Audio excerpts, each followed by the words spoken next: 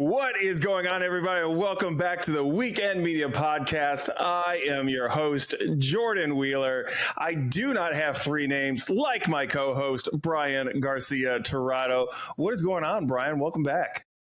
What's going on, brother? A lot of traveling, a lot of racing, but you know what? It's good to be back home, and this is a nice little break before this hurricane of events that we have coming up over the next few weeks. So I'm enjoying my time at home right now. Yeah, it is going to be wild over the next few weeks. There are so many things that are happening right now, whether it's dealer trainings that are going on at RTR. We're getting ready to really hit the tail end of the car show season. So for you Ford folks, we have Woodward Dream Cruise coming up. Formula Drift St. Louis is this weekend. That's also a pro spec round as well for them. Then we have, we got Mustang Week coming up as well. Holly Ford Fest is just around the corner. And then before you know it, we're rolling right into SEMA. That's fast. I know you're going to a lot of those shows. The only one that I really want to go to get redemption from is Holly Ford Fest. I want to go so bad that I'm actually picking up a Super Duty to haul my shit across the country. And to other. Congrats to say that I am very happy to hear that you are getting a Super Duty, because I was very worried that you were going to stick with the Dodge. You were going to throw your life away. Ashley would leave you. Your child would not respect you. But I am glad that you went the way of the Ford gods. Yeah, dude, it was a clear-cut choice. And when I looked at the calendar and I saw Holly Ford Fest coming up, I said, oh, my God, it's time. I want to be more self-sufficient. And on paper, in real-world scenarios, Super Duty outperforms every other diesel truck. And it's always the same toss-up. It's always Super Duty. And then depending on what you're watching or what you're reading, it's the Duramax or the Cummins. But mostly it was Cummins in second. But in towing, fuel economy while towing on the Super Duty is insane, dude. Close to 15 miles per gallon. My 6-cylinder Ram gets like 10 miles per gallon right now. Yeah, I have to say, when I drove, well, this was a dually. When I drove the dually from Charlotte all the way out here from Mustang Week, Texas, I love that thing. It was so nice. I wanted to keep that truck. It was so comfortable. You have all the room in the world. It's a comfortable ride. It towed that trailer like there was nothing back there. Even when I've just used the Super Duties, my neighbor across the street, he had a trailer. What was it? He had a little camper trailer. He was pulling with his F-150, went out and get a Super Duty. And he's like, man, I feel like I need a bigger trailer. And he went out and got a bigger trailer. So now he's pulling, like, it's almost like a 40-foot trailer back behind this Super Duty of his. And him and his family take that out on the weekends. And he absolutely loves that truck, dude. Yeah. And my whole idea was something I don't have to upgrade. There's nothing I need to tint the windows. That's really it, dude. And I can upgrade into a trailer, a bigger trailer, an enclosed trailer. The truck can handle it with a gooseneck. I did get the high output 6.7. So you got to. How could you not? Yeah, how could you not, dude? 500 horsepower, 1,200 pound-feet of torque. I was like, if I'm going to do it, yeah, we might as well get the biggest one we could possibly get. So with a gooseneck up to, I think it's 40,000 pounds you could tow, which I don't think we'll be doing anything crazy like that. But yeah, super excited. All this started with me wanting to do more events outside of Texas and even within Texas. I want to be able to get a trailer, load my car up, load my stuff up, go to Dallas, go to Houston, go to Corpus Christi, and not have a worry in the world. And I can drive as hard as I want to. And if something happens, I can bring the car back home. So yeah, big step. I finally took the leap, but I was like, I'm tired of, I don't want to drive my car on the street anymore. It's just, that limits my driving at the track. I don't push it as hard. Yeah, good change. Yeah, it's very good to be independent when you're going out there to the track like that. And like you're saying, you don't want to drive it on the street, because as you continue to get further and further into competition, you got to do more and more to that car, and it becomes less and less comfortable out on the street. So yeah, it's already not comfortable. Yeah. So see, why put yourself through that? And then you can just load it on the trailer, beat the living hell out of it while you're there, take it back and not have to worry about it. You know what I'm saying? Yeah, that's the goal, man. You can see into my face at the end of drift events where I'm like, All right, guys, let's go. The truck is loaded, and I look at the Mustang, and I'm like, fuck, right back in the cockpit. Yeah, I drove my Mustang to events for a while, and then once I started gutting it and everything, that thing went on a trailer every single place that it went. I did not drive that anymore, and I would not want to. You know, with the Corolla, I drive that to and from rally events, but outside of that one tree that ran out across the track, I've never once had a problem where I needed it, knock on whatever. But the other thing too is you are drifting at pretty decent speeds next to another vehicle. And as we've seen, other vehicles aren't always predictable, and you can't account for that. Whereas when I'm doing rally, I'm out there by myself. You know what I'm saying? Oh yeah, but I mean, them Texas trees, bro. They grow them legs, and they're quick, boy. They're quick. They come at you with a quickness. Are you actually going to Holly Ford Fest, Kentucky? I am going to Holly Ford Fest. Dude, yeah, dude. Hook, line, and Yeah. sinker. I'm going. So there have been some events that RTR is doing, and we were looking at the calendar just the other day, seeing what I would go to, what the other sales rep would go to. So for those of you who have been following the podcast, and for those of you who haven't, I am the business development manager for RTR Vehicles. Part of what that includes is I travel to dealerships and do vehicle training on our product.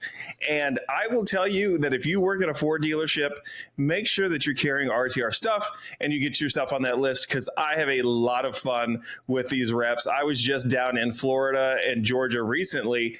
And so when I do a ride along, I take them out and I show them what this vehicle can do. And it's said allegedly that some people may have got to see how the drift brake works on these RTRs and these Ford Mustangs. Allegedly, I can neither confirm nor deny that. But to help me cover the United States, we brought in somebody else that works with me. So they're trying to decide who goes to what events. Holly Ford Fest is one event that I will be attending, along with FD Utah. So I haven't ever been out there to FD Utah before. So that'll be a fun one, but it's going to be pretty neat. They're building a car for me right now. So when I show up to events, so RTR had always distributed its own vehicles before. As we continue to grow, it gets harder and harder to build all of that stuff in-house. So as Vaughn let people know earlier this year, we partnered with Fox Factory. Now, one thing I'd like to make completely clear is that RTR is still its own independent company. We weren't bought out by Fox Factory. They do not own a part of RTR, but they are a great business partner to help us distribute our product into more dealerships around the United States. So with that, Fox has said, you know what, your training that you recently did with some of our reps is fantastic. We think you need to have a car everywhere we send you. So they are going to build an RTR for me, and everywhere I go now, it's going to be there when I arrive for me to go and do these trainings. And I can't thank them enough. This is fantastic. Especially got to thank RTR for giving me the opportunity to do stuff like this. This is amazing, dude. I mean, if you would have told 16-year-old me that, hey, one day you're going to have a job where you get to hang out with some of the coolest race car drivers and musicians in the world, and you're going to fly from location to location, there's going to be a car waiting for you to go and just have fun and put smiles on faces, I would have told you, I hope one day that is true, but I don't see that happening. And I'm living it right now, and it's absolutely amazing. Sprinkled in with that, though, I also have still the Rallycross events. There's supposed to be one on Saturday here in Houston that overlaps with one that's in Austin, but we've been getting a little bit of rain, so we'll see if that happens. But yeah, a lot of travel going on, but Holly Ford Fest is on my list. I did it. It's like every other year now I go to Holly Ford Fest. It hadn't been consistent, but this one I will be going to. I could probably hop out before the event, but I mean, gonna stay there, host some people, see my boys go and rip. So it's gonna be fun. It's going to be fun. Last year was nothing but a hurricane, as you know, but we met a lot of really great people out there, and we've made definitely lifelong friends from just hanging out in trailers as it stormed for 3-4 days across the weekend. So I'm excited for that one. Before that, yeah, we've actually got a lot coming up even before all that, like in 2 weeks. On my end, I got Rally Ready this weekend. We're going to be showcasing some Broncos at Rally Ready. You know how that. Oh, are you coming? I don't think I'm going to be there for that. I need to check to see what's going on with this race. I'll let you know tomorrow. Okay, cool. And then I'm also taking an Expedition Tremor package out there to shoot some content for the dealership on. So that should be a lot of fun. I haven't driven the new Tremor just yet. After that, I go to Vegas. No, I lied. After that, we have a 3-day drift event, Travis County Expo Center. After that, I go to Vegas. And after that, I go to the next round of Mustang Cup. So it's just back to back to back to back. Yeah, dude. Well, first of all, Heat Wave, Travis County Expo Center, Austin, Texas. You, Isaac, the boys, we're all going to be out there. You and Isaac are going to be ripping. Stop by the Tirado Racing tent. Say what's up. We're going to have music happening. You'll have merch there, right? You're going to have merch. We're going to be slinging hats this go around. I just put in a new order for some stickers. So if you want to come by, grab a sticker, slap it on your laptop, slap it on your truck, your car. You're going to notice a lot of drift cars out there are rocking that Tirado Racing sticker, right? It's like a badge of honor or something. Like I did it to like 2 people, and then people are like, "Can I have one?" I'm like, "Everybody can have one. This is great." Yeah, it'll be fantastic. You guys are going to be doing rides out there and everything. So it's a car show. It's last time they were doing tattoos on the inside. Go inside, get yourself a Tirado Racing tattoo. He'll sign your arm and you can walk right inside and get it tattooed. You know, I will also sign and allow you to get a tattoo, but it has to be on your left cheek, just below the jawline. Wow, that's very specific. Just right there, right? Yeah, I forgot how crazy that show was because we walked around last year. Yeah, big car show, big sound show. Remember, a lot of music, a lot of cars with a lot of sound. Oh, yeah. Systems. The tattooing inside, giant trucks, and then the creme de la creme, the drifting. Right, that's the best part. Yeah, so that's gonna be a big show. Super excited. Bringing out merch, bringing out the vibes, bringing out the party. It's gonna be a good time. Yeah, whenever we show up to an event, we try to have fun with everybody that's there. Because, yeah, are the guys out there to drift? Absolutely. But it's fun when you're doing it with other people that enjoy it. And the other thing that's great about an event like this is you can hop in the car and ride with the boys yourself. A lot of people don't get the chance to do something like this. If you're a drift fan and you watch this stuff on television, very few people get the opportunity to hop into a vehicle with the pros and go for a rip. So being able to go to grassroots events for whatever it is, whether it's drifting or otherwise, it's cool to be able to get that close to the cars, talk to the drivers, and get ride-alongs and really enjoy and experience it. And if you have somebody that you've been talking to and saying, "Hey, you guys got to check out drifting. This is so much fun," and they really don't get it, bring them out to an event like this. Toss them in the car with the boys and take them for a rip. And you'll find out whether or not this is a person that you are down with and want to be friends with, or you're going to kick them to the curb and find another friend right there by the Tirado Racing tent. Yeah, that's very true. It's one of those things where, like, I hear so many people say, like, "Oh, it's like a ballet." Then they go and they watch it or they do a ride along and they're like, "That was like kind of violent. Smoother than I thought." That's what they always say. The ride was a lot smoother than I thought. But also it's just like it's so raw. They're just the V8s, the tires screeching, and especially when you're right next to another car and you hear like Isaac's 5.0 and you're right next to it, like that feeling, dude, unmatched. And then people are like, "I'm hooked." Yeah, that's the thing too. Like, it's exciting to be out there in a car that is drifting. But when you're out there in the midst of a tandem and you turn and you see the car out the window, that's when it's real. You know, I have a video that is on my phone that I show people when they ask me what drifting is. And I was riding shotgun with Chelsea DeNova, and you're seeing out through Chelsea's side, and then he flicks it around, and then next thing you know, there is just Vaughn right there on the door. And that video. Yeah, it's great. It's cool to be able to show people that and just see people's excitement around what's happening there. So you guys can come out, experience that at the Travis County Expo Center. The dates on that are, what is that, the 25th to the 27th? Yep, 25, 6, 7. Boy, that's a lot of driving. Yes, it's going to be a whole lot of driving, but it's going to be a whole lot of fun. It's going to be hot. It's going to be hot. So make sure that you guys hydrate yourself when you come out, or pick yourself up a Tirado Racing hat. Keep that sun off your head. Or, you know what, if you have an ugly friend with you, you know, just use that to pull down over their face, and then you don't have to feel bad with being there with them. We have a few like that, but I'm not going to name any names. Jose, you're cool, man. Haven't seen you in a while. Hope to see you soon. Yeah, when's the last time you saw Jose? I was just hanging out with him for a week. Yeah, I haven't seen Jose since the last drift event. He actually hit me up the other day wanting to know if I could come to the dealership to do a training for them. But I Nice. told him, you got to reach out to your Fox rep, get with them. I'll be out there and I'll train you guys. So it'll be fun. They've been slinging some RTRs, dude. It's like they get those things and they're not there for, I want to say they have an average on lot of maybe 20 days. It's crazy. What the heck? Yeah, that's wild.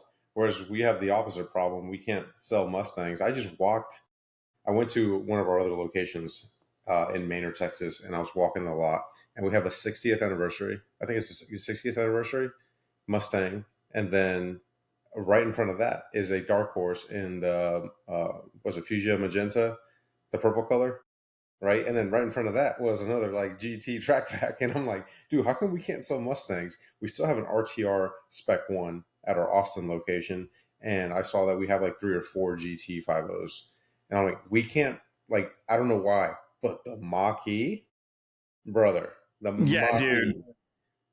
Mach-E, like out of left field, dude. You remember when everybody said when this car came out, they're like, it's blasphemy to call that a Mustang. Who's gonna buy that? We can't keep them.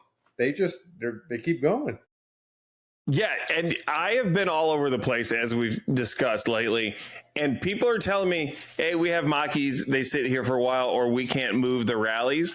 I'm like, "Hey, you guys need to talk to Leaf Johnson Ford in Austin because they cannot keep these things in stock. You guys are constantly moving these damn things, which is wild and cool. And congratulations to you guys. It's wild that you guys are having that much success with a Mach-E, but not the same success with a standard Mustang. And here's one thing that I will say to anybody, not to turn this into a commercial, but the RTR Spec One, if you are looking for a rare version of the RTR, I can tell you that we do not have high build numbers in the Spec Ones. The other thing that is really cool about a Spec One is it's kind of like your entry level into RTR. You can get into it at a really good price point.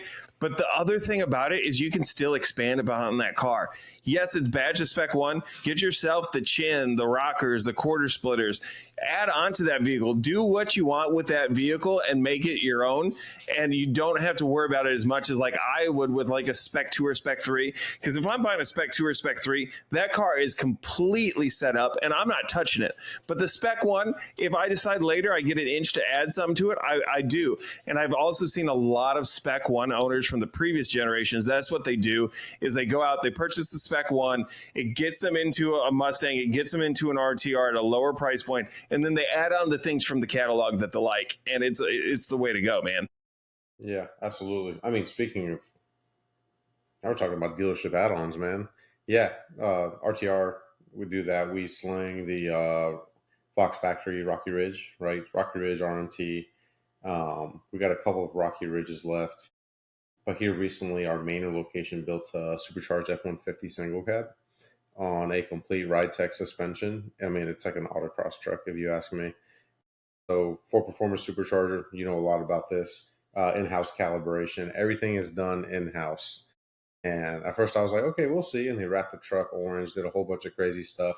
So of course, I had to test drive it, right? I had to give it that Tirado Racing seal of approval. First of all, they got the color right, bro. That thing is orange. And it's funny because a lot of people were saying, like, we don't know how we feel about the orange, right? But then they see it in person, they're like, actually, no, that orange goes hard. Everyone has liked it. Brother, a 700 horsepower F-150 is where it's at. This is so much fun. So Tyndall Ford Performance in Gastonia, North Carolina, one of the largest RTR dealer currently that we have. They have a thing that they call the F-150 Storm. Single cab F-150. They put the Whipple Ford Performance Supercharger on, 810 horsepower. And they told me to take one of those out for a ride. I'll tell you this, like, I like my trucks to be able to drive over and across stuff, but that truck was a lot of fun. But here's what since that's not my thing, I say, you know what? Give me one of those, an extra set of tires. Let me go out and have fun with it for a weekend, and you won't be able to pull the smile off of my face. But it's not my style. So they call it the Lodnit Monsters. It's Tyndall backwards. It's Tyndall backwards. I was like, what the hell is a Lodnit Monster? That's pretty creative. Yeah, I see it here. They don't have any in stock. Oh, they have one here in stock. Storm They Cat. can't keep them. Yeah, we install the superchargers on those cars for them, and they can't keep them. The minute they get one on the lot, it's gone. I guarantee you that one that they have there listed is probably at the RTR lab right now, getting finished up with the supercharger. Yeah, I love how it says brewing. Come back soon. Gets coffee. That's pretty. Yep. That's pretty neat. But yeah, we that location in Maine or Texas decided to take matters into their own hands and see. Let's give our hand at building a custom street truck, and they knocked it out the park. The truck was way too much fun. Did a video on it, did all my reviews on it and everything. So way too cool. God, I was going somewhere with this. The question was, is RTR planning on doing anything with Mach-E Rally? So we've looked at doing stuff in the past with Mach-E, but the business just wasn't there for it. And part of it too is it's hard to really add that performance aspect to an EV, because like if you look at what we do right now, we have a hard focus on suspension tuning. Then from there, you look at your Spec 3 and we add power to it. So it's like, okay, what are you doing with the Mach-E at that point? Now, we have messed around with suspension options for a Mach-E, but the other thing too is if you look at what we've done with Mustang, then we were working on Bronco. Now we are working on Secret Project #1 that will come out to customers that they're absolutely going to love. And then we have Secret Project #2 that is going to be right after that is going to be available at dealers. It's like, it's hard to take a vehicle that we can put, let's say, a few months into, that we know we can dial in with our knowledge behind combustion engines and suspension setup for a standard vehicle like that, and say, okay, we're going to take up to a year to really try and develop something brand new that no one's ever thought of for an EV. Now, I'm not saying that we're not doing some stuff in the background, but it's going to be a little bit before you really see something hardcore for EV. I would love to do something with Mach-E Rally, and I have been saying ad nauseum that I would like to get one out in the dirt and see what it can really do. Vaughn said it was a lot of fun. He really enjoyed it. Vaughn is also a Ford spokesperson, but I do believe that he would tell me if it was shit. I genuinely believe that he would. But it's one of those things where I want to experience for myself, and this isn't a knock at Vaughn, because Vaughn is an experienced off-road driver. And he's a drifter, but it's different when you're doing rally, or that'd be more of a rally cross vehicle. You know what I'm saying? I know I'm going to come off as a dick to some people saying it like this, like I'm somebody, but I generally am not. But you know what I'm getting at. It's a different type of driving style, and I would be looking for something different than what he was looking for. He was just looking at something from the standpoint of, is it fun? And if you wanted to do something, could you? Whereas I'm looking at it as, would this be a competitive vehicle? But we've always got something brewing. But right now, Mach-E isn't top of the funnel, but that doesn't mean that it's not in the barrel. Man, I love Bronco. Bronco's amazing. Bronco community is amazing. Ashley recently got an Explorer ST, and he's the ripper, dude. Like, it's crazy because I have access to almost any vehicle that I want. We've got 3 Ford locations. Driven a lot of Raptors, but I never really driven the Ford Explorer ST. So Ashley bought one. I kind of drove it a little bit, but here recently I've been driving it a little bit more. Totally forgot you can put this thing in sport. It's like a whole second car. And she's like, "Oh, you can do that?" And I'm like, "This thing feels completely different. It's absolutely amazing." That thing will look super cool with, like, I don't know, just like some RTR flare, definitely lowered a little bit. I'm looking at it right now through the window. Like, it's got gap, you know what I'm saying? Right, some gap, some fat exhaust tips, man. Like, it's a good looking truck. We've had a few people hit us up about Explorer ST. I will tell you this from inside, from the sales team at RTR Vehicles, many of us have said we want to see that vehicle. So hopefully we will. That'd be pretty freaking sick. You need something for the moms, bro. Absolutely. Here's the thing. I don't know if you remember from Mustang Week, Texas. Oh, wait, no, you don't, because you bitched out and you were only there one day. But for the drag day, there were ST Explorers out there, and these guys were damn near lifting the front wheels off the ground. Those things were fast, bro. They surprised the hell out of everybody how they got down that track. Yeah, no, they're. I'm telling you, it's fast. I was like, damn, my wife got this, dude. And I'm rolling around with a 6-banger. What is wrong with me, bro? I was like, Yeah, okay. she figured somebody had to take charge in this house and really pick up the slack that you had. You know what? It's cool. You can keep doing what you're doing with your cute little Dodges, but she understood Ford is where it's at. Yeah, she understood. She understood the assignment. I said, you want 400 horsepower? Cool. I'm buying 500 horsepower. Like, this is not cool. No, love the SUV. So cool. Yeah, it's cool. I love them, dude. They're comfortable. They look mean. They really do. It's just a fun all-around vehicle. I really enjoy those. Did I tell you I got a chance to drive the new Expedition? That thing was fun. I like that. I drove one from Time Out, Rev. I lived in one for a week. The first 2 days, I was like, yeah, man. By like the third day, I was like, yeah. By the fifth day, I was like, damn. Like, I'm tired of this truck. Yeah, but I mean, to be fair, you were also in that vehicle with Tones and Isaac and Jose. So, I mean, that changes the experience. We had 2 of them. Oh, Isaac and Jose? Well, hey, you know what? It's a good thing that you guys are all still alive. No, yeah. First of all, listen, let's talk about this Expedition, bro. When you jump in it, do you like the dash? How it like swoops down and you almost have like a whole, I don't know, like ottoman in front of you. You can lay out maps and burgers and fries. Yeah, I liked it. I thought it was cool. I thought the design was weird, and then, I liked it. I especially liked the little hidden compartment there in the center console because that's where I could put my freaking cameras and my computer and everything and tuck that stuff away and not have to worry about it. Yeah, that's where we had our pistolas and whatnot. Actually, I had it. Yeah, that's what I meant too. Like that's where I had my stuff because man and bullets. Yeah, Texas. Yeah, the boys. You driving around in the Expedition? Let me show you your pistol holder. Yeah, it was big for a reason.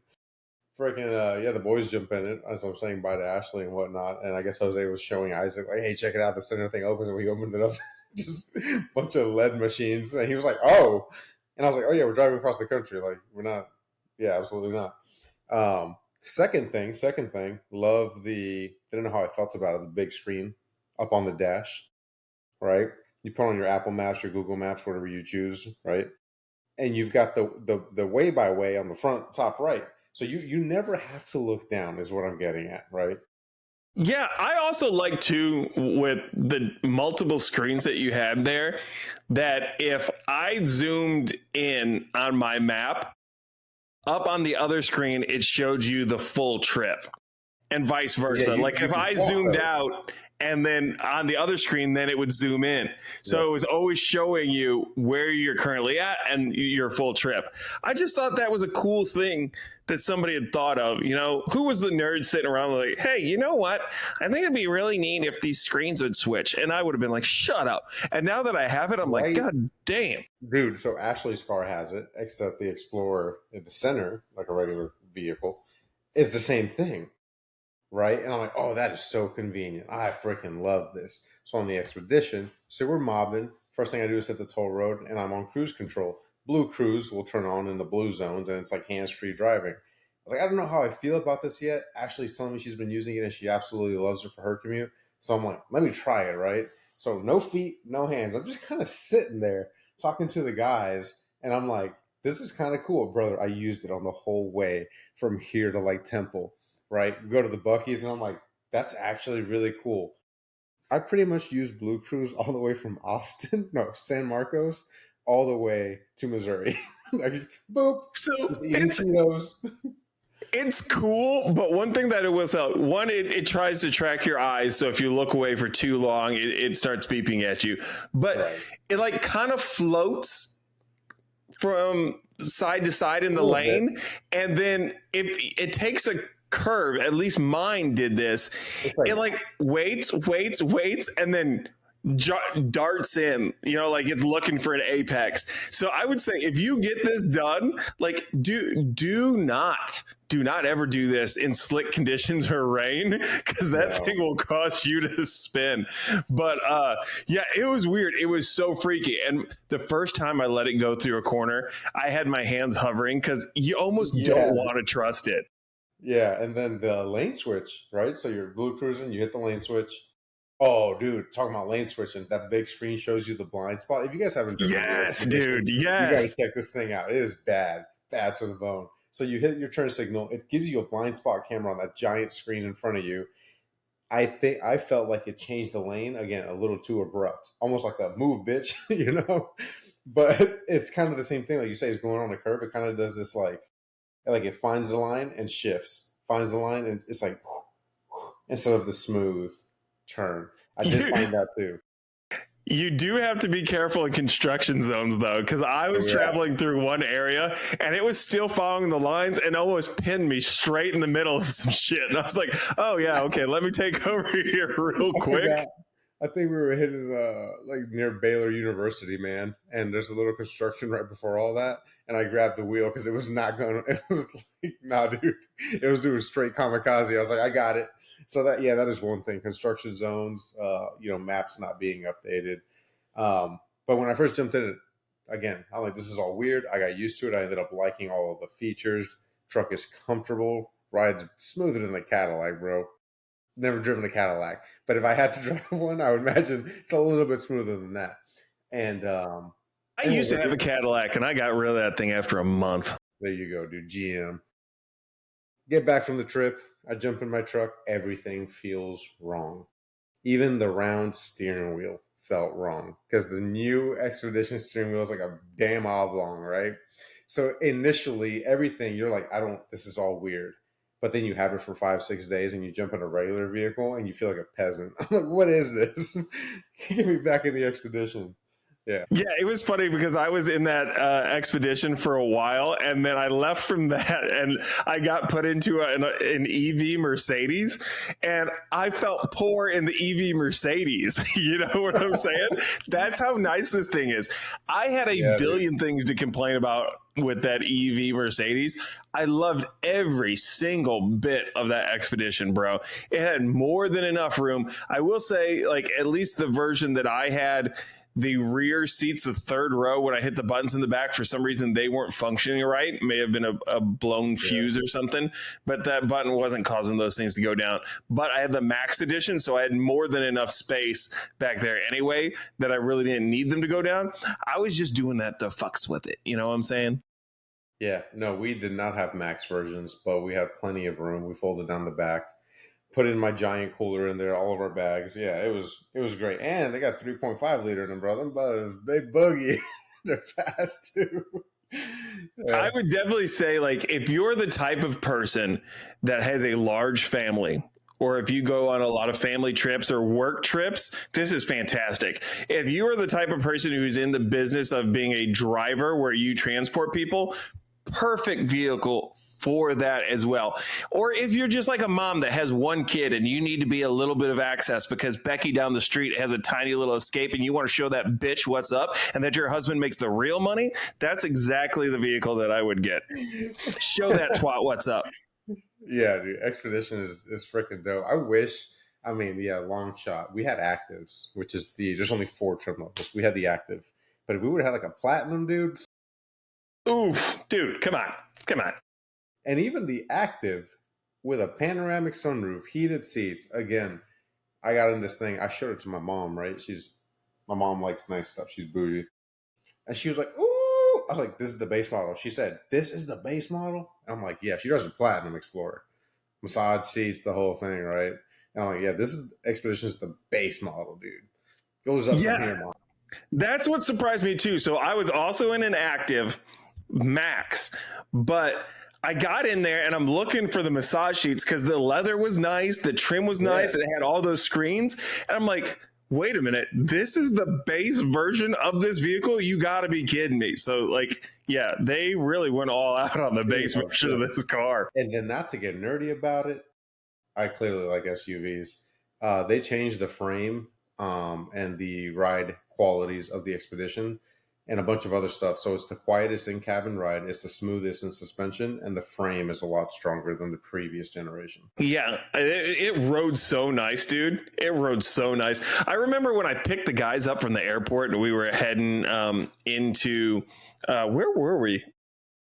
Carlisle. Yeah, we were heading into Carlisle. They're like, holy crap, you guys got this fancy ride here? We normally just get like a freaking tour bus, like our one of those conversion vans that they nail the seats down in, you know, but this thing was so nice. It was so nice. It's one of those that you hate to give back when you're done, you know, but it was good while it lasted. Yeah, I did for the first time ever. After Mustang Cup at Ozarks International Raceway, I freaking crashed out. My body just gave out. I don't even know where we were, almost in Oklahoma maybe. But I looked at, because Isaac sleeps, he could sleep through World War III. So any chance he got, he was sleeping. And we got to this gas station, and I looked at the boys, and I was like, I can't drive. Like, I can't drive. Bro, I got in that passenger seat, out. I mean, immediately, we got to the gas station, I was like, boys, I can't drive anymore. Like, I can't do this. Got in the passenger seat, out. I woke up, you got Isaac over there, he's just driving, and I'm like, dang. I was like, how long was I out? Like, a couple hours? And I was like, dang, was I snoring? And they're like, nah, dog, you were breathing heavy. You know, that like, I was like, dang, dude. I was like, yeah, I crashed, dude. To my point, that Expedition is so comfy, dude. Passenger seat reclined all the way back. I was just like out. Comfortable, dude. Comfortable. So I want to talk about your trip to the Ozarks here in just a second, but I want to bring up my experience out in Atlanta. So dealership visits went fantastic. Loved every single one of them. Had a lot of fun out there with the people of Georgia and Northern Florida. But on the way back to Atlanta, we hit the worst rain I've ever seen in my entire life. And here I am in this GT Mustang on Nitto 555 G2s, and the wind is blowing all kinds of funky. I'm telling you this, dude, I could not see halfway down the hood. It was so bad. And I'm going maybe 35 miles an hour, squinting, hoping I can see some brake lights. And then like we just hit where it's like nothingness. Everything was calm and you can see it up ahead, and then it hits again. And I said, that felt like a damn tornado. The dudes from Fox that's riding with me looks and said, hey, yeah, it says that there was a tornado spotted in the area. Yeah. Yeah. And then I get to the airport. My flight was supposed to take off, I want to say sometime around 6:30, because I was supposed to be home at 8. Sitting there like, oh, hey, delay. Here's another delay. Here's another delay. Next thing you know, it is almost 1 o'clock in the morning, and I am still there at the Atlanta airport. They tell us, hey, we're waiting on the crew. They're flying in from another spot. Plane is on the other side of the building. They're going to taxi it on over here. We're going to get you guys on this flight here. 30 minutes later, they tell us, hey, we made a mistake. We forgot to fill out, I don't know if it was some type of paperwork or whatever, to initiate the transfer of that plane to the other side. And they said, we don't have a plane now. So unfortunately, we are going to have you guys flying out first thing in the morning at 10 a.m. Dude. First thing in the morning, 10 a.m. Brother, it's almost midday. Yes, exactly.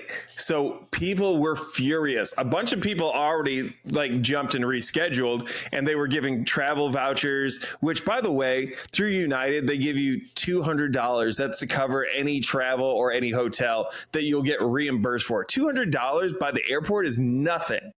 So we all start looking for hotels, and everything around the area was already booked up because it wasn't just us. Dude, I walked the entire airport from T gate to F gate, and there was a few thousand people that were displaced that night that weren't able to go and hop on and do what they needed to do. My daughter's leaving and decided to wave at me in the middle of a podcast. Anyways, but so yeah, we had nowhere to go. We had nowhere that we could stay. So we ended up having to sleep there in that airport. Dude, if I walked 10 miles, it wouldn't have surprised me at all because I walked to every single gate. There's a Porsche on display down there in F gate. So if you guys are ever around there, F terminal, there's a Porsche there. And that's actually probably the nicest gate area too, because it looks like a shopping mall there for some reason. But 10 o'clock rolls around and we actually got bumped again. Dude, I was like, they are not doing this shit to us again. We ended up getting bumped almost an hour because a Chicago flight that was already on time, actually early, they wanted to get them in and on their plane. And finally got on the plane, and that thing was half empty. I'm surprised they even sent us. So, yeah, that was more than what I bargained for. That was probably my worst travel day ever because I've been bumped before. You know, I've had layovers and whatnot that you're looking at 2.5 hours somewhere around there. But bro, I arrived early at the airport so my ride could get out of traffic. I was there since 4 p.m. the day before. My flight didn't take off until 11. I didn't get home until like 12:30. My whole weekend was like I was just sleeping. Yeah. Oh my God. Man. Good thing is you weren't alone. Thousands of people. Yeah, I had plenty of There's people there thousands with of me. people telling the same story right now. Yeah, and I would like to say to United, because I know that you listen to the podcast, you have to be one of the 6 people. Delta, as I walked around the airport, they were handing out blankets to their people. We didn't get shit. And then here's the other thing. They were like, oh, we're giving you all a meal voucher too. You think that thing worked? Everybody that clicked on that link, it said invalid link. Nice. Yeah, it was fantastic. What happened though? What caused these mass delays?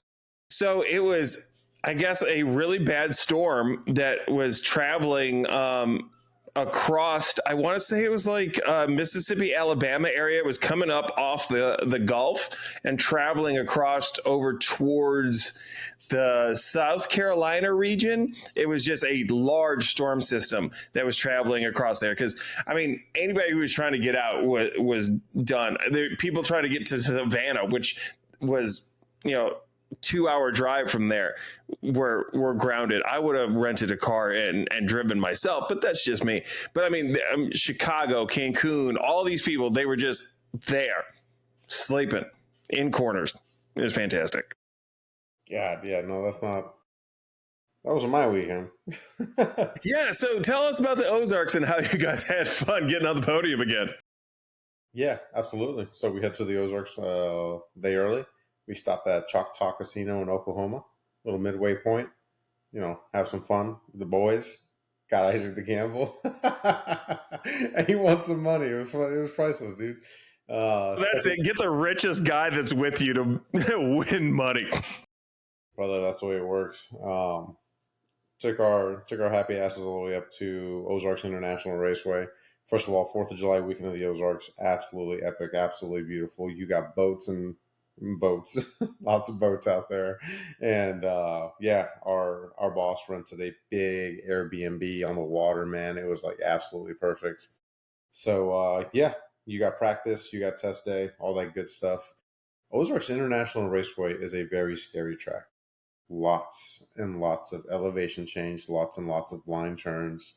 Talking to Cale Buell, him explaining the way the track is like, I call it the Green Inferno.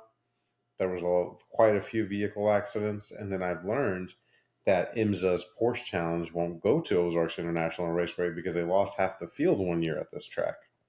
Oh, damn. And I was like, really? That's interesting, because don't forget, Porsche Challenge was there for COTA Mustang Cup as well.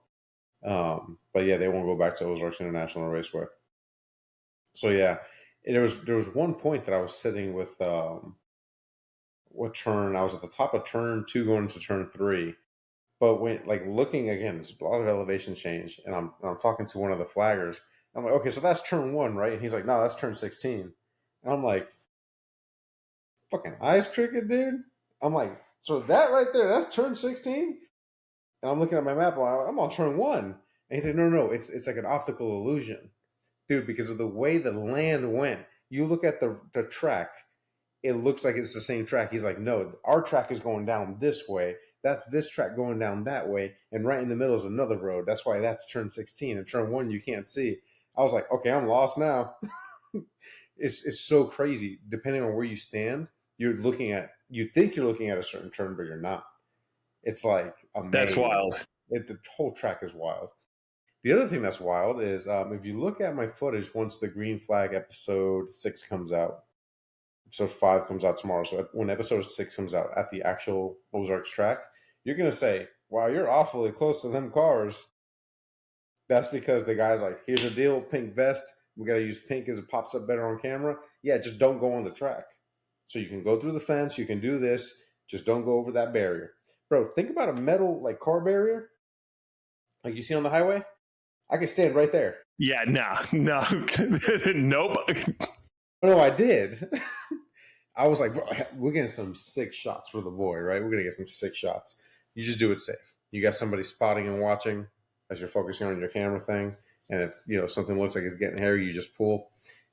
We pretty much got a heat map of where most accidents happen. Stay away from those. You can tell we're in a car. You know what I mean? You've been on the track a few times. You can tell, well, if the car's going this way, I mean, he should hit over here if he loses control, right? But yeah, other than that, beautiful track. 4th of July was epic, dude. So many fireworks. That was really cool. We're grilling hot dogs, ribs. I mean, you name it. That was fireworks on the water. It was cool, dude. I want to go back to the Ozarks to vacation. But yeah, our boy pulled off a P3 on Saturday's Miles Cup race and a P2 in the, Parnelli Cup race. So kid's doing good. Kid's doing good. Good. That's good to hear. It's nice to know that you were out there being able to capture all that footage. I would actually say you're probably the reason why he's winning. You know what I'm saying? And I think so. I think so. Because here's follow me down this journey, okay? You're there every time he races, okay? You have been around me. Okay. So you're taking that knowledge that you have and that mojo that surrounds you that I feed to my people and you're carrying it to him. You know what I'm saying? He probably walks with a little bit more of a swagger now to him. You know? You got swag, brother. See? Exactly. Hey, Cal Buell, you're welcome. You're welcome. Got swag, brother. He showed up in an American flag button down shirt on the 4th, and I said, "My dog, dude, that's how you do it. Let him know." Man. Yeah, dude, I got to say, it's been one wild summer, and we're just now getting into the middle of July. It's happening quick, but at the same time, when you start looking at the rest of the year and seeing everything else that we got going on, it's like it's just the beginning. For most people, what our middle is would be, okay, this is done. This is the end of this, but for us, it's like, oh, we're getting ready to start the second quarter, it's right. Yeah. It feels like I'm getting ready to start the second quarter. And again, it's like, I've been a little quiet on social because I've been trying to, figure out the moves to get the Super Duty to do the second quarter the way I want to do it. Part of me is like, I think it's like, oh, maybe we're not ready yet. Maybe I should just wait a little longer. And then the other part of me is like, don't be a bitch. Make it happen. You can make it there. Yep. And that's what I've been working on. It's like, okay, no, we've got to me, the second quarter, bro, this second quarter is always like, the second half, I mean, it's like, it's when you like go 100% gas in, foot to the floor. And then you crescendo off with SEMA and PRI. And that's really the end. But oh man, so much to do. Yep. And we're going to keep our foot down hard on that pedal and keep powering through this. It's going to be fantastic, man. It's going to be great. You know what? I think as we leave here today, I'm going to change it up just a little bit from our car stuff. I got a serious question to ask you. Okay. We're men. At one point in time, we were little boys.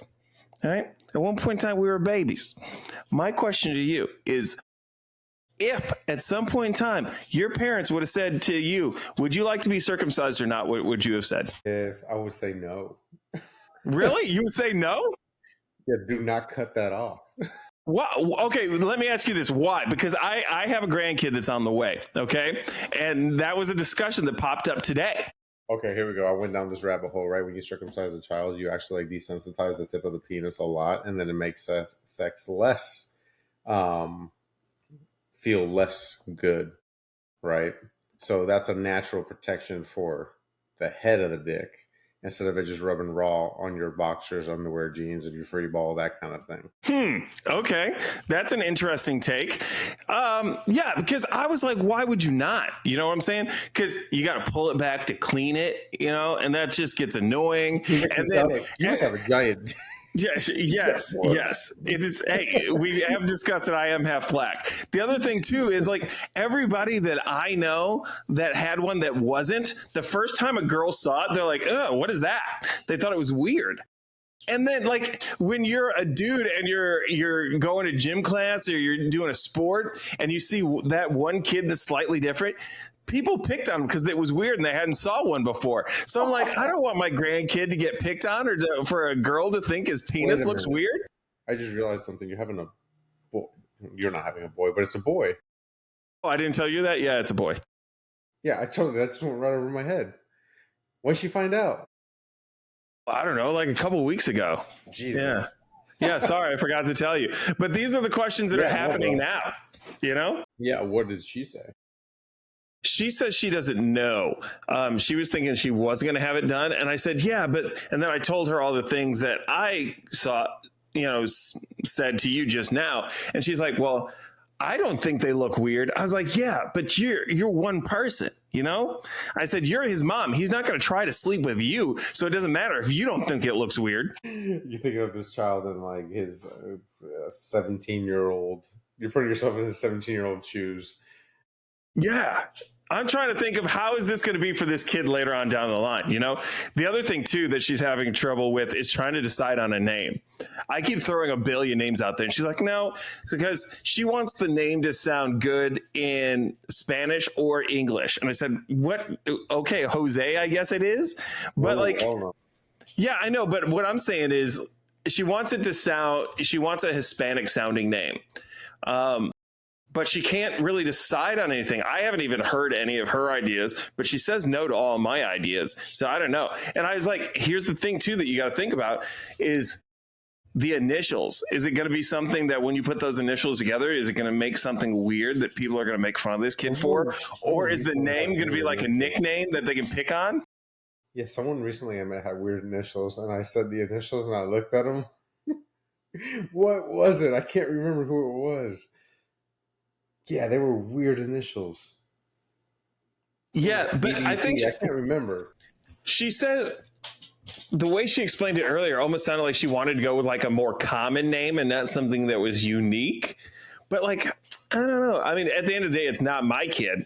And I'll take him to the courthouse to change his name if he likes one of the ones that I did better when he turns 18. I have no problem with that either,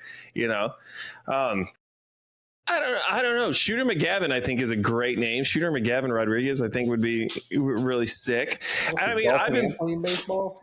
I was shooting out names from like basketball players or F1 drivers, or great names like Jordan with multiple different spellings. None of that is like hitting with her. I'm like, hey, you realize like this kid can't be 5 and you still trying to choose his name. But that's some of the stuff that's weighing heavy on her right now is do I chop the dick and do I give him a name that people are going to make fun of for? I don't know. Yeah, definitely don't chop the dick. So you guys didn't do that with your kid? No. Luis and I were just talking to a friend recently that they were saying that they have an adult friend that the husband just recently decided to do that, like as an adult, which I thought was wild. But they just had a baby and they chose not to do that to the baby. So like, I'm like, I don't know. I would do it if it was me, but again, I'm half black, so I look fantastic down there. I don't look down there and be like, oh, you know what I'm saying? Like, if I was one of those guys who was like, oh, now, just, you know what I'm saying? You look down and you're like, oh shit.